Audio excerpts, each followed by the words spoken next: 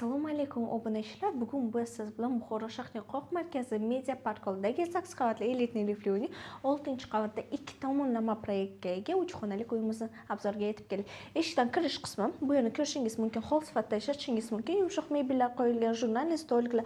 Bu yerda dekoratsiya ishlari olib borilgan. Super mo'yshaboylar qilingan. Proyektni tushuntirib o'taman. Bu yerda birinchi xonamiz, oshxonamiz, sanuzli xonalar alohida, yotoqxonamiz hamda mehmonxonamiz. Uyimizni mehmonxonadan ko'rishni boshlaymiz.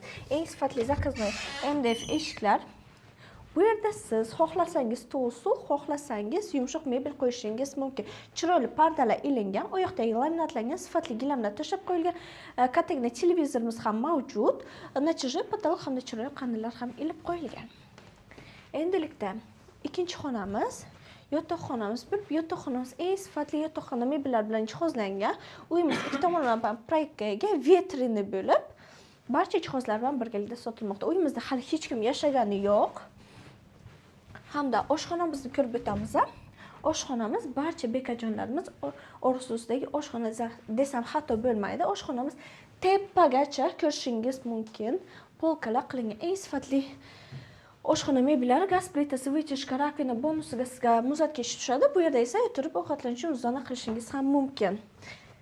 Bu uyning menga yoqqan tomonlaridan biri ikki tomonlama bo'lgani hamda kichkinagina balkoni ham mavjud. Bu yerda siz bolajonlar yotoqxonasida sifatlab ishlatishingiz mumkin. Sanuzli xonalarimiz alohida, eng asosiysi yuvinish xonasi tepadan pastgacha kafelterga vanna, rakvina, kir yuvish mashinkasigacha qo'yilgan. Hojatxona tepadan pastgacha kafelterga Coco brendi unitas hamda Ariston ham o'rnatib qo'yilgan. Manzilimiz Buxoro shahar Media Park oldidagi 8 qavatli elitni liftli uyning 6-qavatda 2 tomonlama proyektga ega barcha jihozlar bilan birgalikda sotilmoqda. 106 kvadrat metrni tashkil qiladi. Bunaqa faizli xonadonlar kamdan kam chiqadi. Agarda sizga uyimiz yoqqan bo'lsa, bemalol quyidagi raqamlarga murojaat qilishingiz mumkin.